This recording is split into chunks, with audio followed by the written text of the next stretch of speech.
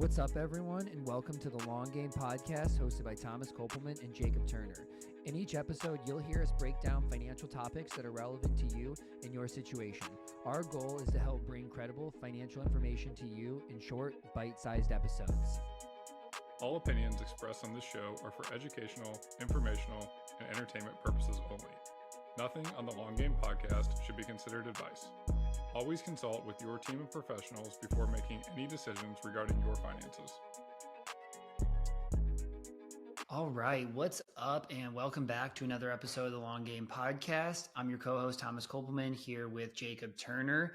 And Jacob, man, I'm really excited to talk about this, just kind of go through this topic. I mean, I think so often I talk about renting versus buying and the true numbers of owning a home. And those things really blow up just because people are so on the opposite side of this and feel really strongly about it. But I think this episode is going to be really fun because we're just going to go through your real use case, what you did, what you bought it for, what you sold it for, and the numbers behind all of it. And so, right, the numbers are you bought it for like $712,000. You sold it for about $950,000. But inside of that, you didn't technically make a lot of money, right? This is where the people always are talking about home ownership. I bought for this, I sold for this. That's how much money I made, when you're basically missing out on all of the other numbers that go into this situation. Yeah, I think it'll be a great episode because it's something that I wish I would have known when I bought a house. Like I knew there was some hidden costs, so to speak, with owning a home, but until you actually own the home, you don't quite realize like some of the little things that just come up along the way. And like you said, I mean, the reality is I think on paper, I've made $250,000 from the time I bought my house to the time I'm going to sell my house. But the reality is I didn't really make any real money owning the home. And that's okay. But I think it's really important for people that are buying a home to understand what is the true cost of potentially owning a home. So let's talk about some of the specific numbers here. And we're actually going to reference a tweet I had a while back on it, but I didn't have a mortgage on the property. Okay. So one of the things that I like to think about is, you know, if you're going to have a mortgage, there's obviously going to be some sort of interest expense that comes with that mortgage. If you don't have a mortgage, there's also a cost to that, right? The cost of that is the capital that you have that's inside the house. I'm not even going to use that as an example of money that I didn't make, right? Now, what I could have done with $712,000 outside of it, I can show you what the numbers are, but I'm not even going to use the fact that like I didn't pay any real interest on this property. But the first thing on here was property taxes. So that's one thing that I think a lot of people don't think about is I paid roughly $10,000 a year in the state of Missouri. We're kind of middle ground when it comes to property taxes. But this is one thing that I think a lot of people don't think about is what are the property taxes in the state I live in? You know, a lot of these really low income tax states like Texas have really high property taxes. For me, I paid $10,000 a year for almost 9 years. You know, we're talking $90,000 in property taxes.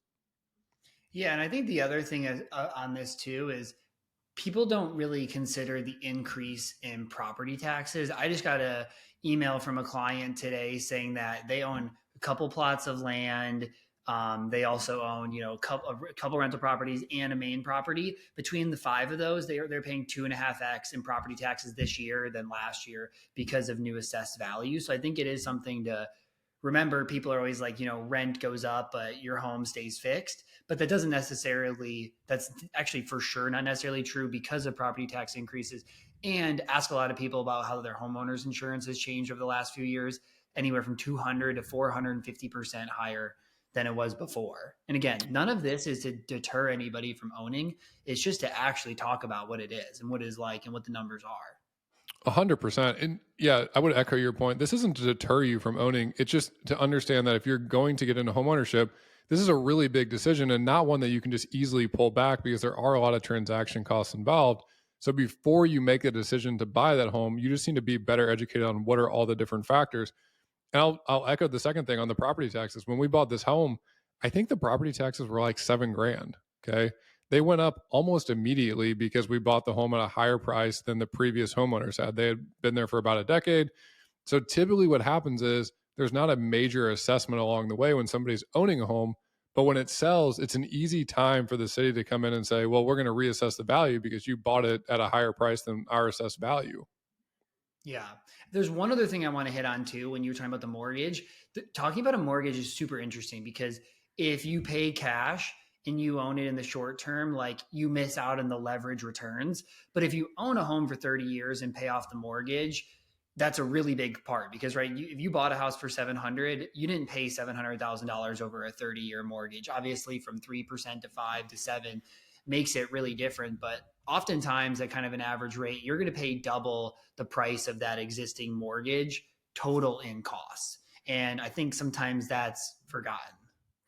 Yeah, it's you can look at it a million different ways, and I think having a mortgage versus not having a mortgage, it's one of those statistics you could put on a piece of paper and you could argue till you're blue in the face that like it made sense or it didn't make sense. The reality is, I think for each individual, there's a ton of factors to consider. One of the things I put in here was, let's say I took that $712,000, which is this in the total fair comparison because I wouldn't take all the money out, but let's say I'd put 20% down. If I'd taken $712,000 compounded at 8% for the last 9 years, that's $1.4 million. Okay. Now, if I had the mortgage, I would have paid more than $712,000. So there's a bunch of different ways to look at it. But I think it goes back to our original point, Thomas, that we just want you to be educated before you make these big decisions. You just need to understand all the different factors that come into play. Because on the flip side of it, I've seen people almost brag about the fact that like, well, think about how much interest I saved. And they're right. Like they did save interest, but they're also not taking into account the fact that like that capital could have been somewhere else and would have probably been earning some rate of return in some other aspect. Yeah, no, I totally think you're right. And the lower the mortgage, the more opportunity costs you're really giving up by not holding one. 100%. So the second thing I have on here was typically what I tell clients that we work with is that you need a budget somewhere between 1 to 2% of the total cost of the home to really maintain the home. And this varies, right? Like some people maintain their homes to a crazy standard. Some people let certain things go because it's not as important to them. Some people do more of the work themselves. Some people outsource everything. But for us, what it ended up coming out to, and these are actual numbers, we spent about $5,000 a year in home maintenance costs. So this is like stuff that just breaks that you're not expecting it to break. This could be something broke on the deck. The HVAC system broke. I think 1 year our water heater exploded. 1 year our shower was leaking. 1 year we had squirrels in the attic. Like all these things that like when I bought the house, I never thought in the middle of the night my water heater is going to explode and the fire alarm's going to start going off. But like it happened, and it happened to be on a Saturday, and it costs more money than for them to come out on a Saturday. And these are all things that you potentially need to be thinking about. So what we do in our budget as a family is we budget 1% of the cost of the home. So easy math, let's say the home's 900,000, we're budgeting $9,000 a year just for stuff that like could go wrong / we want to keep the house updated. Because I think another thing that I've realized as I've gotten closer to selling this house is we are seeing a little bit of a return on some of the money that we put in over time. And what I mean is like we painted walls in the house. We updated the kitchen just slightly, like from year to year. We kept the landscaping up to date. So then that way, when we're going to sell the house, you know, the real estate agent saying there's not a ton of things that you guys have to do versus, you know, if we would have let the landscaping go and the roof was in bad shape and the gutters need to be replaced, yeah, you saved all that money for the last 9 years, but you're just gonna have to write the check at the end of it. Yeah.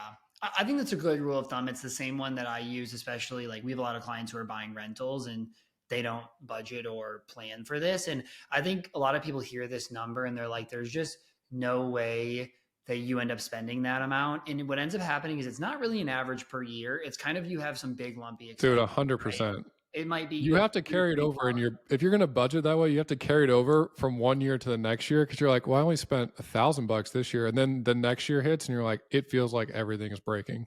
Yeah, that's exactly what happens. It might be like a couple thousand for a couple years, and all of a sudden it's 15,000 in 1 year, and then it goes back to a couple thousand. Then you have another big expense come about, and so it's not this smooth ride. But either having a savings account set aside for that, or just having a little bit larger of an emergency fund is a really good way to kind of plan and weather that. But that's the same number I use and the same number I see with most of my clients.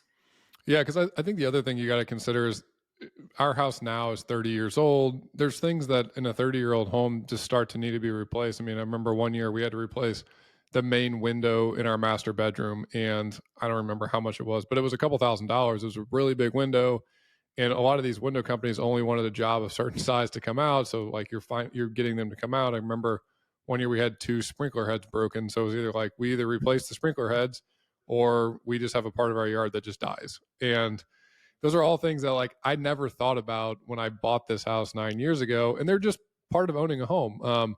What I'll say to that though too is like it's been incredible owning this home. I couldn't imagine. I don't think I'll ever go back to renting. And my wife and I, we rented for years before we bought a home. We've loved just the fact of like owning a home, even though there are a lot of other costs involved with it. I mean, I totally agree. I recently bought. I can't see a situation where I rent again just because I think I can afford what I want. I can enjoy what I want. You're going to probably have more space. You can make it a little bit more your own. But I also didn't buy because I'm like, this is the greatest investment. Like I'm spending significantly more money than I spent renting, but I'm happier where I'm at. I made the choice for like our family, our life, not because I'm like, gosh, I'm going to make a killing on this property. 100%. The last thing that I had on here in terms of like other factors that came into play that I didn't really think about was yard maintenance. So we outsource all the yard maintenance. When we first bought the home, I did a lot of the yard maintenance myself. Growing up, I always mowed the lawn. Like I enjoy that aspect, but as time became more limited, it became more important to have somebody else do it. The other thing I'll say is like, so people will say, well, if I'm renting a home, typically you're going to have to cover basic yard maintenance if you're renting a home for a year. But what you don't have to cover is making sure that the yard looks pristine, right? Like you own this property, you want it to look nice. So maybe the bushes that you put in from year to year, if a bush dies, it's going to be different if you own the property than if you are renting the property. Maybe you're going to pay a little bit extra to make sure the grass looks nice, or maybe you're going to pay a little bit extra to make sure that you're going to trim these trees. And we live in a wooded area, so there's a bunch of big trees behind us. And the reality is some of those trees die over the course of time and you have to get them taken down. And I never thought about that when I was just rolling through an open house on a Sunday. Yeah, and this is where people are like, well, then that's not really a fair number because, you could just do the work yourself. And you're like, I could, but then I'd spend less time with my family, which then it would probably take away from different time that I can work and I can make more money than, what it would cost to outsource this to somebody else. Well, and I think more and more people are outsourcing a lot of these things. And what I've seen is a lot of younger families that are moving into homes, they want homes that are done because they don't want to be doing the work to update them, which oftentimes means when there is things that come up that need to be updated or fixed around the house, they're starting to outsource that. I mean, there's a huge boom in the home services business for a reason. And the reality is you just need to have an expectation when you're going in and you're buying a home. Am I going to be doing all this work? And if I am, that's fine. You can budget a little bit less money. But if you're not going to be doing all that work, understanding what is the cost of outsourcing a lot of this stuff. So ultimately, Thomas, the numbers for me came to, so I bought the house for 712. Let's say we sold it for 970. So we're talking about an increase in value of $258,000 on paper. But the reality is I spent, more than $150,000 on just home expenses over 9 years. I think it was actually a little more than that. And I'm going to spend roughly $50,000 in transaction costs by using the real estate agent I'm using. So we're talking north of $200,000 in costs of me owning the home. Many of those costs I wouldn't have incurred if I was renting. Some of them I still would have. And yes, there's some variable components there where maybe I spend a little more in certain areas and maybe you would spend a little less. But again, it's really important to make sure that if you're going into this situation, you're buying a house and it's your first home purchase, understanding what the cost is. The second thing I'll mention too is even if this isn't your first home purchase, but maybe this is a different home than what you had previously, you're going from a 3-bedroom home that had 1,500 square feet to a 5-bedroom home that has 3,000 square feet. Well, hey, the property taxes are probably going to be more expensive. The yard is going to cost more to mow. There's going to be more things that break. Your utilities are going to be more expensive. Now, some of these things, again, are going to be factors if you're renting too. But I think it's really important. And oftentimes people just look at the purchase price and think, can I afford the purchase price? Or can I afford the monthly payment on the mortgage? And you want to make sure that you can afford all the other stuff. The last thing in the world you want to do is be house poor. I mean, I preach this all the time. I have this conversation over and over and over with the people I work with, but I'm just thinking about those numbers that you said. So overall, you make about $50,000 on about a 700 and I mean, really raised your basis like a $900,000 investment. So you made like 6% rate of return over 7 years, not yearly total. Yep. So I think this is just kind of the numbers that I think people need to hear and understand because that's better than renting, most likely, right? If it was the same cost to rent or probably even half of the, let's say you spent, 30K a year on rent, you're still coming ahead, right? Like compared to the alternative, holding a house for 7 years, and even you held it during the highest appreciation period in history of real estate. If we take it from any other 7 year period of time, you're probably breaking even or losing a little bit of money. That is still numerically better than owning, but it isn't this like investment that's going to be the reason that you retire someday. And you definitely don't want it to be either. Like if you're counting on equity in your home to be the way that you're going to be able to retire, I mean, that's not the right path at the end of the day. I think the numbers are like 3.8% annual return in real estate over the last, I think, 150 years. And I think that's nominal. I don't think that's real after inflation. I think it barely keeps up with inflation, which, good store value if it does keep up with inflation. Yeah, that's the way. I mean, that's what I tell clients is assume that your home is just going to cover the cost of inflation in the future. And I think that's a good outcome, really. Now, look, there's outlier situations. If you want to buy in an area that all of a sudden starts booming, if you look at Austin or Denver, areas that have just really blown up over the past couple of years, that's great. But chances are you didn't buy in that area because you had some foresight that somebody else didn't have. There's also other areas that historically might have returned more. If you think about areas on the coast, sometimes Newport Beach, California is one that comes to mind where home prices have risen more significantly than the average. But again, the average is there for a reason. The majority of us are in the average, which means that, that 3.8% number, Thomas, I think is spot on. Just don't expect that your home is going to create all this wealth for you. If it is a forced savings vehicle for you, I would say you need to make sure you have somebody in your team that can help you save outside of that, because I think a lot of people get this misconception that, oh, well, it's this great wealth builder. And really all they're saying is it's a great wealth builder because you're having to put principal down in your mortgage every single month. Yeah. And I think at the end of the day, people just need to actually look at the numbers, right? Like if you, for example, have an investment, right, that's $100,000 and turned into $200,000, the added cost that you paid in matters, right? 100 to 2 and you never paid anything is very different than, hey, you paid a $10,000 extra fee upon the beginning, and then every year you had a couple other $1,000 that go into it. Like those are two very different investments with two very different numbers. And at the end of the day, like I just think people need to step away from owning is this investment and like I'm calculating my returns. Like at the end of the day, you're buying because it's right for your life and your situation and your family. You're probably never going to get the numbers right, and you want the numbers to say something really, really good, which is why I think people are always ignoring them. Yeah. As we wrap up this episode, the one thing that I really want listeners to understand is it can be really valuable to have somebody that can be a sounding board as you're making these big decisions. Thomas, I know you and I both deal with clients that are making decisions like this. And this is one of the biggest value adds I think we have, is that they can just have an agnostic sounding board to these decisions. Because much to your point, even if you map it out on a spreadsheet and you hit all the numbers right and you end up being right, it's still much more than just a numbers decision. And I say that from experience. As I sold my house and we bought our new home, I went to my brother, who's my business partner, who's a CFP. And I went, here's what I'm thinking on the number side. And what was funny was he tilted me back towards real life. And he's like, but remember, you want this house for XYZ reason. And this is what it's going to do for your family. And this is how you feel about it. And this is how much time you guys spend there. And it really helped to clarify, yeah, I am making a good decision, even though all I wanted to do was just look at the numbers of it. So I hope you guys found this episode helpful. Thomas and I are putting a lot of work into these episodes. So please rate, like, and subscribe, and we'll see you next week.